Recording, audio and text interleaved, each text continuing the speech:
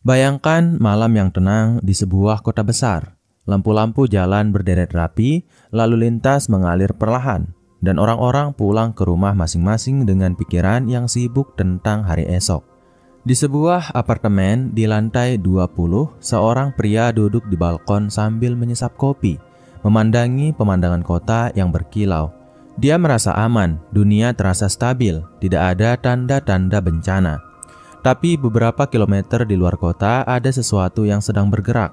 Tak terlihat, tak terdengar, tapi pasti. Seperti retakan kecil di bawah permukaan tanah yang pelan-pelan membesar tanpa ada yang menyadarinya. Dalam beberapa bulan ke depan, retakan itu akan mengubah segalanya. Pekerjaan akan hilang, harga-harga akan melonjak, dan orang-orang yang hari ini tertawa akan mulai bertanya-tanya, mengapa semuanya bisa berubah begitu cepat? Sejarah selalu memulai kisahnya dengan cara ini, tenang di permukaan, kacau di kedalaman. Dan yang mengerikan adalah pola ini selalu berulang. Abad ke abad, generasi demi generasi, manusia selalu percaya bahwa mereka hidup di era yang lebih aman dari sebelumnya, hingga hari itu tiba. Dan semua keyakinan itu runtuh seperti rumah kartu. Pertanyaannya sekarang bukan lagi apakah badai itu akan datang, tapi kapan? Dan ketika ia datang, apakah Anda akan menjadi orang yang sudah tahu sejak lama dan bersiap, atau Anda akan menjadi salah satu dari jutaan orang yang terperangah, bertanya-tanya bagaimana semua ini bisa terjadi lagi? Ada sebuah cerita yang seringkali muncul dalam buku-buku sejarah, tapi anehnya jarang benar-benar kita renungkan. Pada suatu masa, ada seorang pedagang di sebuah kota pelabuhan yang makmur. Ia menjual rempah, kain, dan perhiasan. Bisnisnya berkembang pesat hingga ia mulai merasa aman dan tidak tergoyahkan. Suatu hari datang kabar bahwa jalur perdagangan utama terblokir akibat perang di wilayah yang jauh dari tempatnya. Ia mengabaikan peringatan itu, berpikir bahwa krisis di daerah lain tak akan mengganggu kehidupannya. Tapi hanya dalam beberapa bulan, harga barang melambung, pembeli menghilang, dan kekayaannya menguap. Ia duduk di rumahnya, memandangi gudang penuh barang yang tak lagi bernilai, sambil bertanya-tanya, bagaimana semua ini bisa terjadi begitu cepat? Cerita ini bukan hanya dongeng, polanya berulang dalam berbagai bentuk sepanjang sejarah manusia. Yang membuatnya menakutkan adalah pola ini seperti bayangan yang mengikuti kita kemanapun, hanya berganti wajah dan pakaian. 1 abad lalu bentuknya adalah Perang Dunia. Beberapa dekade lalu ia hadir sebagai krisis minyak. Lalu datanglah krisis keuangan, pandemi, resesi global, dan kini tanda-tanda lain mulai muncul di cakrawala. Dan anehnya, meskipun kita punya semua buku sejarah, berita, dan pengalaman orang tua kita, sebagian besar orang tetap terkejut setiap kali pola itu terulang. Bayangkan sejenak, jika Anda tengah berjalan di sebuah jalan yang sudah Anda kenal sejak kecil, Anda tahu di tikungan itu ada lubang besar, Anda pernah terperosok di sana. Tapi entah kenapa setiap kali Anda melewati jalan itu, Anda tetap saja menginjak lubang yang sama. Itulah yang dilakukan manusia ketika berhadapan dengan pola krisis dunia. Kita tahu sejarahnya, kita tahu resikonya, tapi kita tetap terjebak dalam kepercayaan bahwa kali ini akan berbeda. Menariknya, masalahnya bukan pada kurangnya informasi, melainkan pada cara kita memproses informasi itu. Ada bias psikologis yang membuat kita cenderung menganggap masa depan akan mengikuti pola masa kini. Jika hari ini kita merasa aman, otak kita sulit membayangkan bahwa keadaan bisa berubah drastis besok. Ini adalah perangkap mental yang telah menelan peradaban demi peradaban. Dan saat kita bicara tentang krisis, yang sebenarnya kita bicarakan adalah tentang bagaimana pola lama kembali muncul dengan bentuk baru, tanpa pernah benar-benar hilang. Jika kita tarik ke masa lalu, setiap krisis besar memiliki benang merah yang sama. Awalnya ada masa pertumbuhan dan kemakmuran. Orang menjadi optimis, percaya bahwa perkembangan ini akan terus berlanjut. Mereka mulai mengambil resiko lebih besar, meminjam uang, menginvestasikan modal, membangun impian-impian besar. Kemudian muncul tanda-tanda kecil yang diabaikan. Angka inflasi naik perlahan, hutang menumpuk, ketimpangan melebar, atau alam mulai memberikan peringatan lewat bencana. Tapi semua itu dianggap sebagai gangguan sementara, sampai akhirnya satu kejadian memicu rangkaian reaksi berantai, dan dalam waktu singkat semuanya runtuh. Pola ini bisa ditemukan di kerajaan Romawi yang jatuh karena kombinasi korupsi dan serangan barbar. Ia juga terlihat dalam gelembung ekonomi di Belanda pada abad ke-17, ketika harga bunga tulip melonjak gila-gilaan sebelum akhirnya anjlok. Ia ada dalam depresi besar tahun 1929, dalam krisis Asia tahun 1997, dan dalam kehancuran pasar properti 2008. Polanya sama, hanya aktor dan panggungnya yang berubah. Pernahkah Anda bertanya-tanya, mengapa pola ini begitu sulit diputus? Salah satu alasannya adalah karena kita cenderung belajar dari pengalaman secara emosional, bukan secara struktural. Artinya, kita hanya menghindari bentuk krisis yang sudah kita alami, tapi kita gagal mengenali bentuk barunya. Setelah krisis finansial 2008, banyak orang fokus menghindari gelembung properti, tapi mereka tidak melihat gelembung lain yang tumbuh di bidang teknologi, mata uang digital, atau bahkan hutang pemerintah.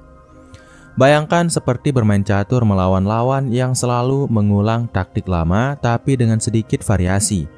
Jika Anda hanya mengingat gerakan persisnya, Anda akan kalah ketika variasi baru itu muncul.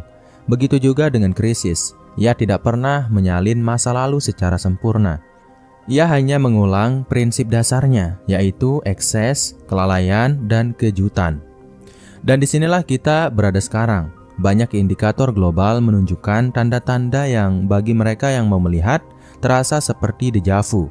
Ketegangan geopolitik meningkat, hutang global berada pada titik tertinggi sepanjang sejarah, ketergantungan pada rantai pasok internasional membuat banyak negara rentan terhadap gangguan.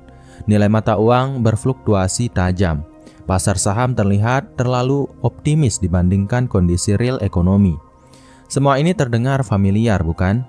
Namun ada satu hal yang sering membuat kita terlena, yaitu keyakinan bahwa teknologi modern, data besar, dan sistem keuangan global yang kompleks bisa mencegah terulangnya krisis. Memang benar, teknologi memberi kita alat untuk merespons lebih cepat, tapi ia juga menciptakan resiko baru.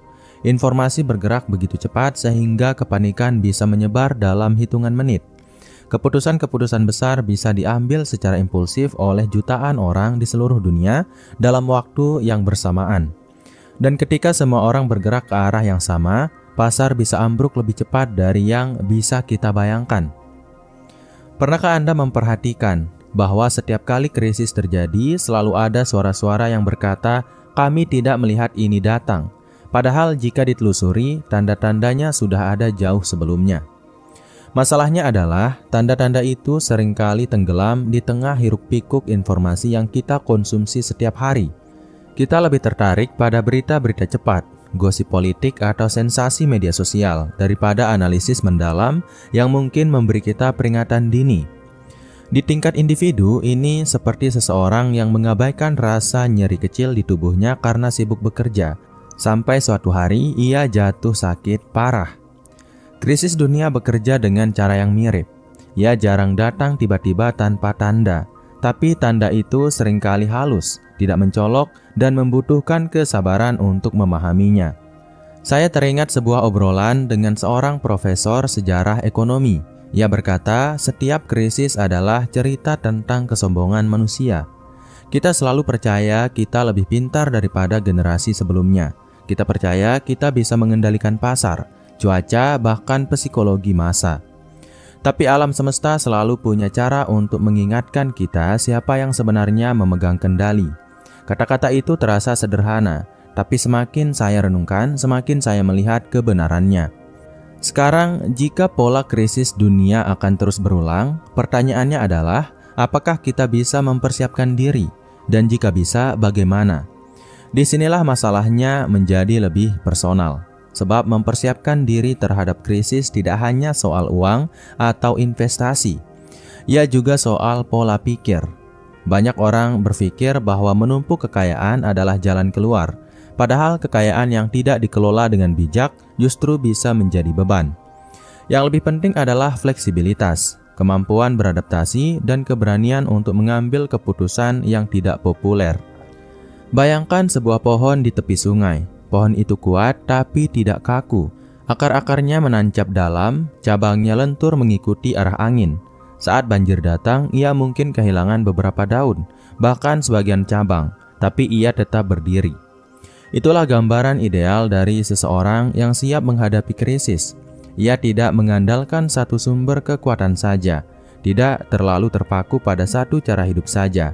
Ia punya cadangan baik secara materi maupun mental. Menariknya, persiapan terhadap krisis juga berarti berani mengakui bahwa kita tidak tahu segalanya. Banyak orang yang terjebak dalam keyakinan bahwa mereka sudah mengerti pola dunia, sehingga mereka menolak informasi baru yang bertentangan dengan keyakinan itu. Padahal justru keterbukaan terhadap berbagai skenario yang membuat kita lebih tahan banting. Kalau Anda mau jujur, sebagian besar dari kita lebih suka membicarakan peluang daripada resiko.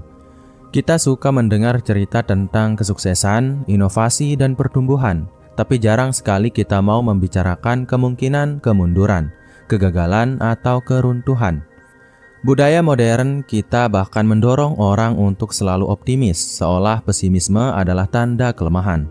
Padahal ada perbedaan besar antara pesimis yang buta dan realis yang waspada. Saya tahu pembicaraan seperti ini sering membuat orang merasa gelisah, tapi justru kegelisahan itu yang seharusnya menjadi alarm. Krisis tidak mengenal belas kasihan. Ia tidak peduli apakah kita siap atau tidak. Ia hanya mengikuti pola yang sama. Membangun ekspektasi, menumbuhkan rasa aman palsu, lalu menghancurkannya dalam satu hentakan. Dan setiap kali siklus itu terjadi, mereka yang bertahan adalah mereka yang tidak hanya mengandalkan keberuntungan, tapi juga disiplin dan kewaspadaan.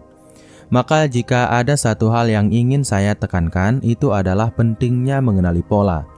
Tidak untuk menebak tanggal pasti krisis berikutnya, tapi untuk memahami mekanismenya. Dengan begitu, ketika tanda-tanda mulai muncul, kita bisa bergerak lebih cepat daripada kebanyakan orang. Bukan untuk menjadi yang paling pintar di ruangan, tapi untuk tidak menjadi yang paling terlambat. Krisis dunia akan selalu berulang. Itu bukan prediksi, itu fakta sejarah. Pertanyaannya bukan apakah ia akan datang, tapi kapan dan dalam bentuk apa. Dan saat ia datang, mereka yang sudah belajar dari pola masa lalu akan memiliki peluang lebih besar untuk melewatinya. Sementara yang lain akan kembali duduk di tengah reruntuhan, bertanya-tanya bagaimana semua ini bisa terjadi lagi. Namun, memahami pola krisis tidak cukup hanya dengan menghafal peristiwa-peristiwa masa lalu. Ada dimensi lain yang sering luput kita perhatikan, yaitu dimensi psikologis dan sosial yang mempengaruhi cara kita bereaksi terhadap ancaman. Karena sejatinya, krisis bukan hanya peristiwa ekonomi atau politik. Ia adalah ujian kolektif terhadap cara manusia berpikir, mengambil keputusan, dan berinteraksi satu sama lain. Pernahkah Anda menyadari bahwa ketika tanda-tanda krisis mulai muncul, justru akan banyak orang yang saling meyakinkan satu sama lain bahwa semuanya akan baik-baik saja? Fenomena ini bukan sekedar optimisme, melainkan sebuah mekanisme pertahanan psikologis yang disebut normalisi bias. Otak kita cenderung mempertahankan persepsi bahwa keadaan akan berjalan normal, meskipun bukti menunjukkan sebaliknya. Dalam banyak kasus, bias ini membuat masyarakat gagal mengambil langkah pencegahan yang seharusnya dilakukan lebih awal. Bayangkan sebuah desa di tepi sungai yang sudah beberapa kali kebanjiran. Warga desa tahu bahwa musim hujan akan datang lagi. Tapi setelah beberapa bulan tanpa banjir, rasa waspada itu mengendur. Mereka kembali membangun rumah di dekat bantaran sungai, menyimpan peralatan darurat di gudang yang berdebu, dan menganggap cerita banjir besar hanyalah bagian dari masa lalu.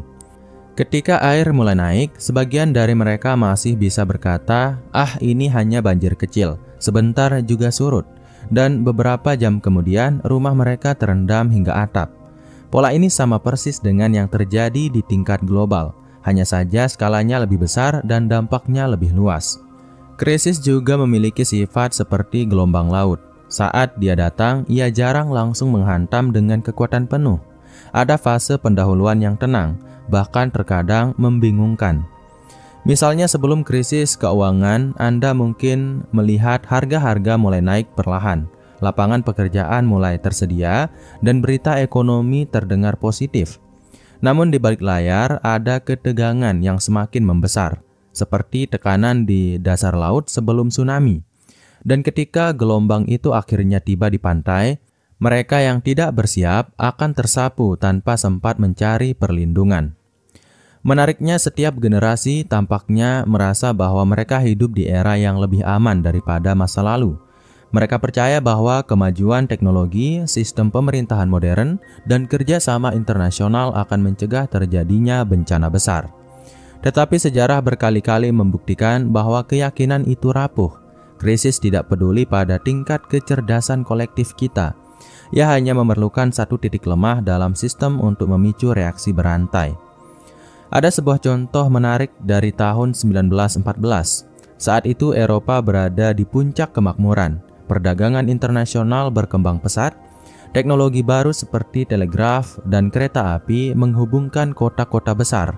Dan banyak yang percaya bahwa perang besar tidak mungkin terjadi lagi. Alasannya sederhana. Perang dianggap terlalu mahal dan merugikan semua pihak. Namun hanya dalam hitungan minggu setelah pembunuhan Archduke Franz Ferdinand, benua itu terjerumus ke dalam Perang Dunia I. Seluruh teori tentang stabilitas internasional runtuh di hadapan kenyataan pahit. Jika kita tarik ke masa kini, pola pikir ini tidak mungkin terjadi tetap ada, hanya kemasannya yang berbeda. Kita berkata pasar saham tidak akan runtuh karena ada intervensi bank sentral, atau rantai pasok global tidak akan berhenti karena dunia saling bergantung. Namun, pandemi global beberapa tahun lalu membuktikan bahwa asumsi ini bisa salah dalam semalam. Satu gangguan di satu titik sistem bisa memicu efek domino ke seluruh dunia. Saya sering bertanya-tanya, apakah mungkin manusia benar-benar memutus siklus ini? Jawabannya menurut pengamatan sejarah hampir mustahil. Bukan karena kita tidak belajar, tapi karena pola dasar perilaku manusia jarang berubah. Kita cenderung serakah ketika keadaan baik, takut ketika keadaan buruk, dan cepat melupakan pengalaman pahit begitu situasi membaik. Perpaduan antara keserakahan, ketakutan, dan amnesia kolektif inilah yang menjadi bahan bakar utama pola krisis dunia. Namun meskipun pola ini sulit dihapus, kita tetap bisa mengurangi dampaknya terhadap kehidupan pribadi. Caranya adalah dengan menggeser fokus dari prediksi ke persiapan. Banyak orang terjebak dalam mencoba menebak kapan krisis berikutnya akan terjadi. Padahal yang lebih penting adalah memastikan bahwa ketika dia datang, kita berada dalam posisi yang relatif aman. Ini mencakup kesiapan finansial, mental, dan sosial. Kesiapan finansial bukan berarti menimbun uang tunai tanpa tujuan. Lebih tepatnya, ia berarti memastikan bahwa sumber penghasilan tidak bergantung pada satu jalur saja.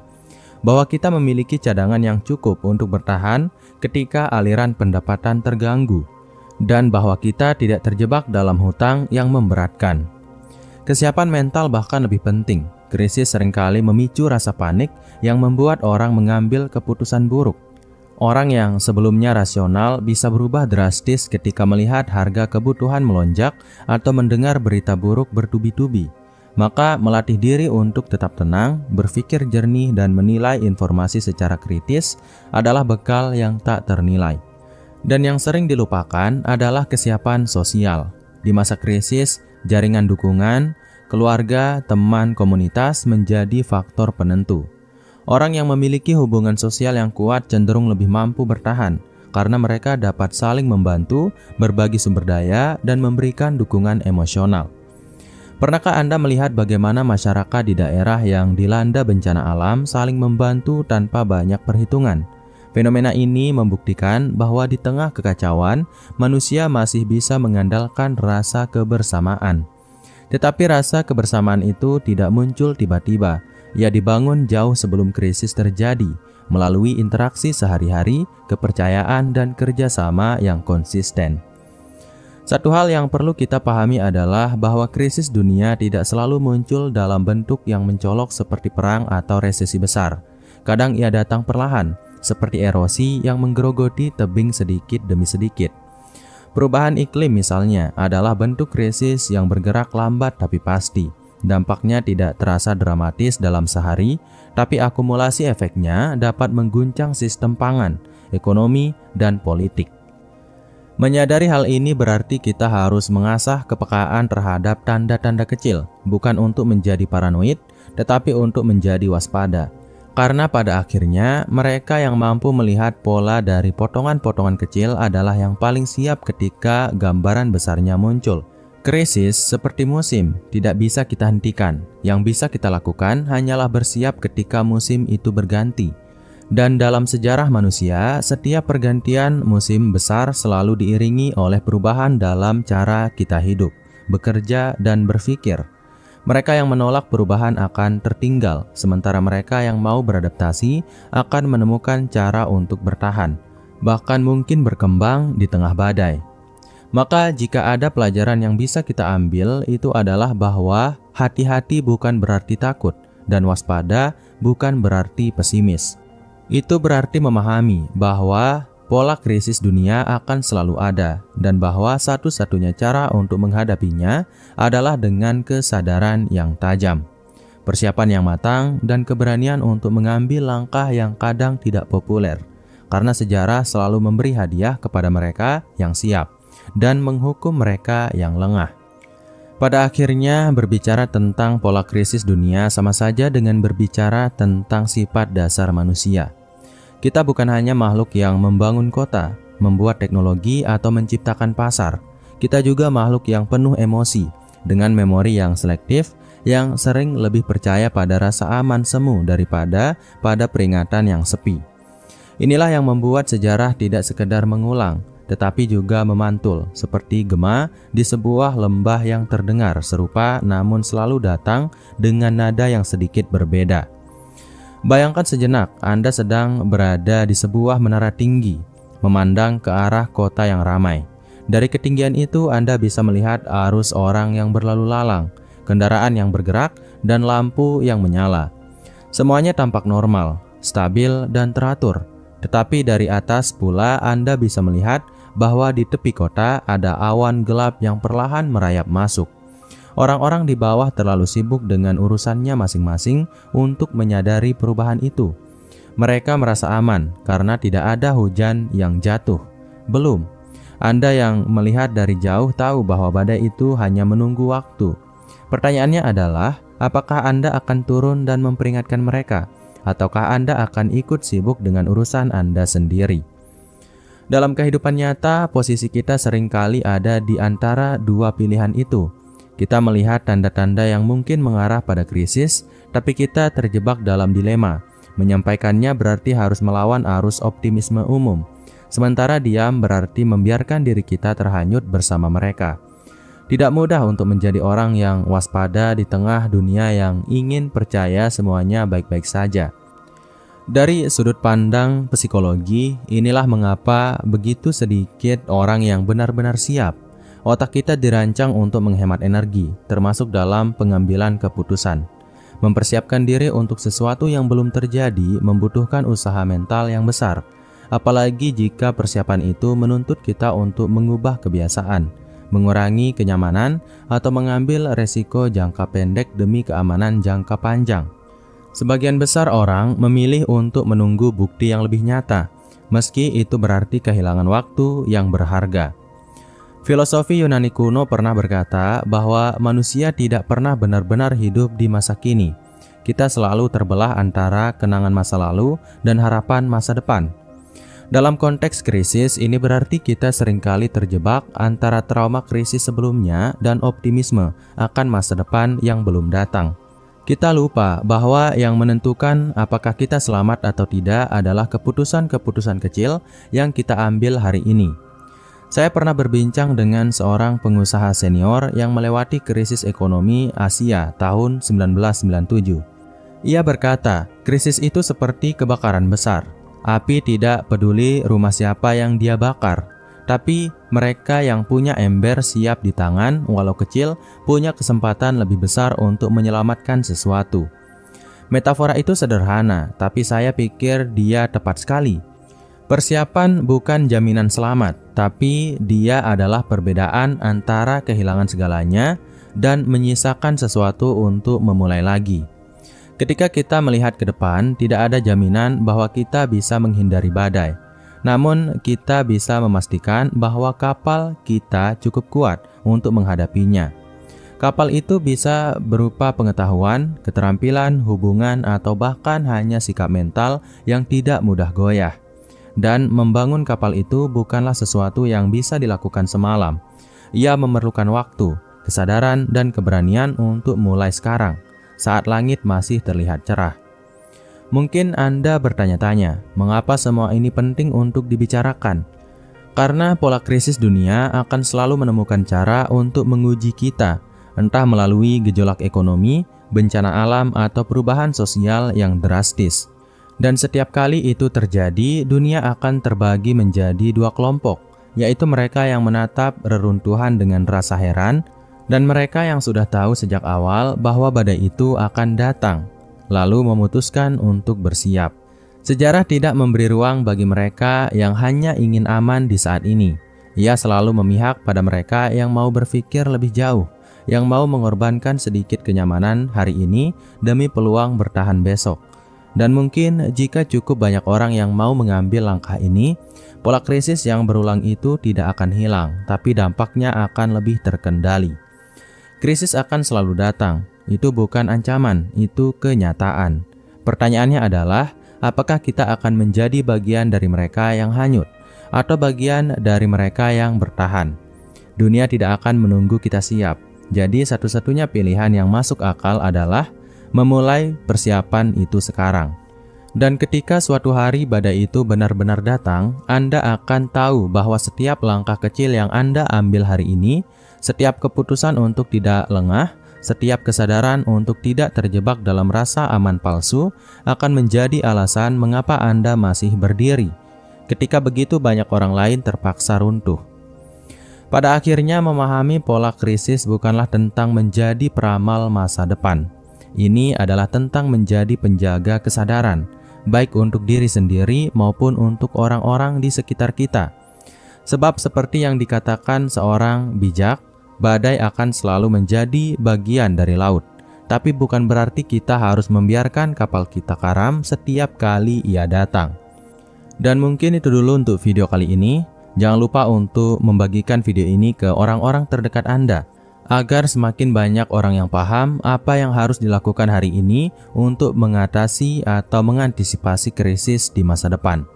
Sekian, wassalam.